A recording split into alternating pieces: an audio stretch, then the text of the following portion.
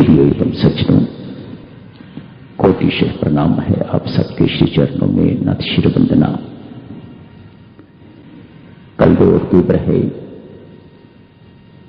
पूज्य गुरुदेव श्री प्रेम जी महाराज का जन्म दिवस। उनके श्री चरणों में श्रद्धा सुमन अर्पित किए जाएंगे। कल प्रातः नाश्ते के तुरंत बाद जैसे ही आप नाश्ता करें तत्काल हॉल में आ जाइएगा। महाराज श्री के श्री चरणों में पंखुड़ियां पुष्पों की अर्पित की जाएंगी। पंक्तियां बन जाएंगी, एक एक पंक्ति से आते जाएंगे सब लोग, सब साधक, बाहर से लोग भी आएंगे। फूल इत्यादि लाने की आपको आवश्यकता नहीं, यहीं से गोविंद राम जी प्रबंध कर देते हैं। हो गया हुआ होगा प्रबंध। इस प्रकार से दोनों हाथ इस प्रकार से करके पंखुड़ियां लीजिएगा और महाराज के श्री चरणों में अर्पित कर दीजिएगा। ऐसे करने की आवश्यकता नहीं, बहुत आगे उनके चरणों पर ऐसे रखने की आवश्यकता नहीं। आप जहां भी रखेंगे मुझे पूर्ण आशा है महाराज श्री स्वीकार करेंगे। आप मेहरबानी करके बिल्कुल बड़ी श्रद्धापूर्वक, श्रद्धा सुमन, मात्र फूल नहीं है ये, पंखुड़ियां नहीं है, श्रद्धा से ओतप्रोत आपका अपना सुंदर मन सुमन वह अर्पित कीजिएगा महाराज के श्री चरणों में। कोशिश की जाए कि 9 बजे तक ये कार्यक्रम समाप्त हो जाए। महाराज श्री के चरणों में चढ़े हुए फूल प्रसाद के रूप में आपको दे भी दिए जाएंगे और यदि आप बहुत देर नहीं लगाएंगे तो उस वक्त आपको एक 108 मनके की माला भी दे दी जाएगी।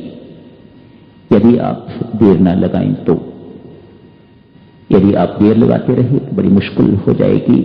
9 बजे तक कार्यक्रम की समाप्ति होनी ही है। 9:30 बजे तो श्री रामायण जी का पाठ आरंभ होगा। पूर्ण आशा है आप सब सहयोग देंगे। सर्वशक्तिमते परमात्मा श्री रामायण मां का पाठ चलता रहेगा और उसी पाठ के साथ हम महाराज के श्री चरणों में पुष्प अर्पित करेंगे। धन्यवाद।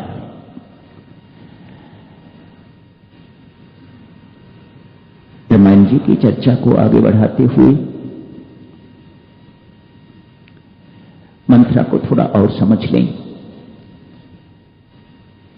भले ही ये ताड़का या मंत्रा हमें बाहर तो दिखाई नहीं देती, पर हमारे भीतर तो विराजमान है ये।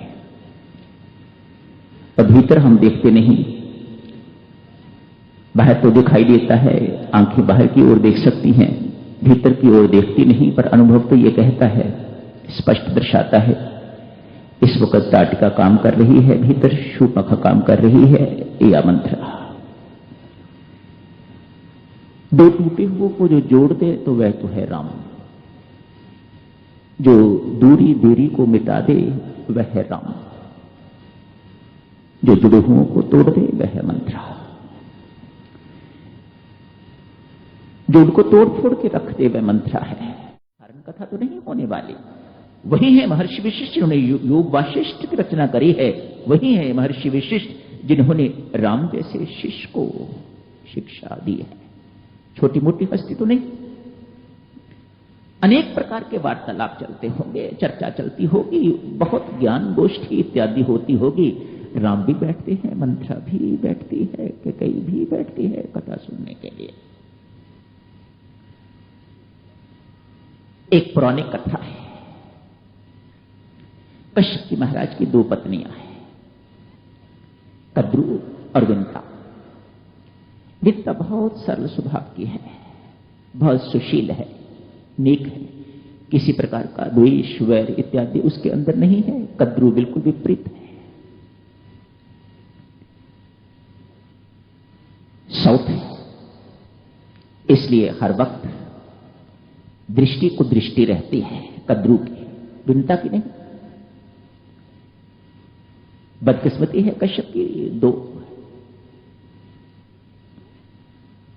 दो हैं तो कद्रू जो है हर वक्त इस प्रकार की दृष्टि उस पर रखती है, किसी न किसी ढंग से इसको नीचा दिखाया जाए, किसी न किसी ढंग से इसको तंग किया जाए, परेशान किया जाए, ईर्ष्या की भावना के कारण। ईर्ष्या आ गई। एक बार सूर्यदेव का रथ आया है, देखा दोनों ने, सफेद घोड़े हैं, सफेद ये पूंछ। कद्रू कहती है नहीं, इसकी पूंछ काली है। विंता कहती है नहीं, सफेद घोड़े हैं, श्वेत घोड़े हैं, उनकी पूंछ भी सफेद ही है। कद्रू कहती है नहीं, सफेद नहीं, काली है। सर्पों की मां है ये कद्रू। पुरानी कथाएं हैं इसी प्रकार की हैं। सर्पों की मां है, काले जितने सांप थे सबको बुला लिया, शर्त रख दी, पास जाके देख लेना, यदि पूंछ काली हुई तो जिंदगी भर तू मेरी दास्ता करेगी। ये कद्रू की चाल। और यदि सफेद हुई, शर्त रख ली आपस में, काली दिखाई देगी, मैं कहती हूं काली है, तू कहती है सफेद है, यदि काली निकली तो जिंदगी भर तू मेरी दास्ता करेगी। विंता बेचारी मान जाती है, ठीक है, उसे सत्य बिल्कुल ठीक दिखाई दे रहा है। सूर्य के रथ के जो घोड़े हैं उनकी पूंछ सफेद है, काली नहीं। ये सर्पों की मां है, सारे काले सर्पों को बुला के हुक्म देती है, सारी की सारी पूंछों को इस प्रकार से लपेट दो कि पूंछ काली दिखाई दे। और विंता को कहती है, आ मेरे साथ, आके देख पूंछ सफेद है या काली। सारी की सारी जितने घोड़े लगे हारे थे उनकी पूंछें काली दिखाई दे रही हैं।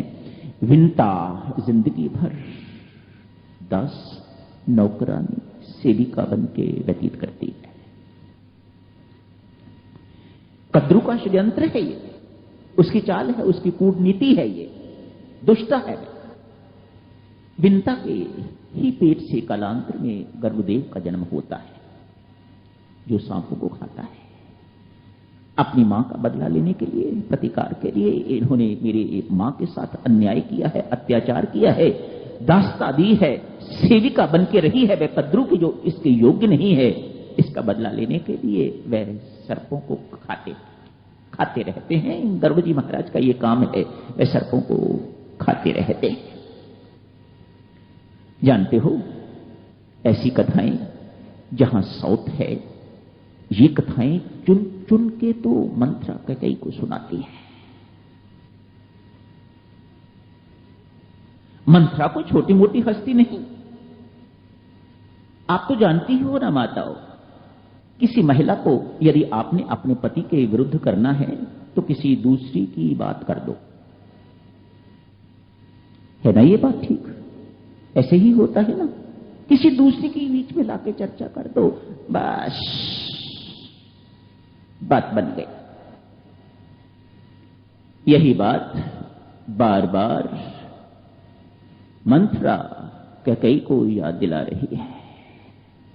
अरे कुशल्या, साउथ है तेरी, तू तो बड़ी सरल है विंता की तरह, कद्रू की तरह कन्निंग नहीं कहती, तू तो बड़ी सरल है विंता की तरह। देख, तेरी दुर्दशा भी ऐसी ही जैसी विंता की हुई थी।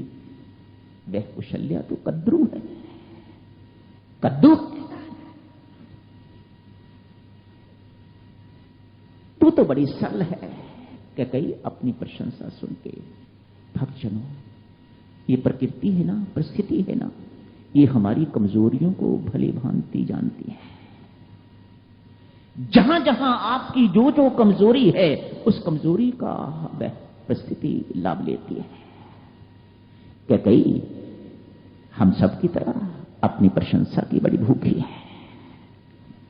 आज मंथरा ने उसे विंता के तुल्य बता दिया, मानो प्रशंसा का पुल बांध दिया, तो वह राजी हो गई। मंथरा, जैसी तू कहती है वैसा ही होगा। अपनी प्रशंसा सुन के तो अति प्रसन्न हो गई है। ऐसी कथाएं चुन चुन के सुनाती है, ताकि पति को नहीं कहती है कि वह गलत है, ये कुशल्या का पढ़ाया हुआ है, इसलिए वह ऐसा कर रहा है। दूसरी महिला की ये बात किसी एक महिला के लिए सुननी अति कठिन, ये नहीं सुनी जाती। इसलिए दशरथ की बात वह जानती है, इस बात को नहीं करती, वह कौशल्या की बात करती है। उसका पढ़ाया हुआ है ये तो तेरे मुट्ठी में बंद था, आज देख किस प्रकार का ये कर्म कर रहा है, क्यों कर रहा है। इसलिए वह तेरी जो सौत है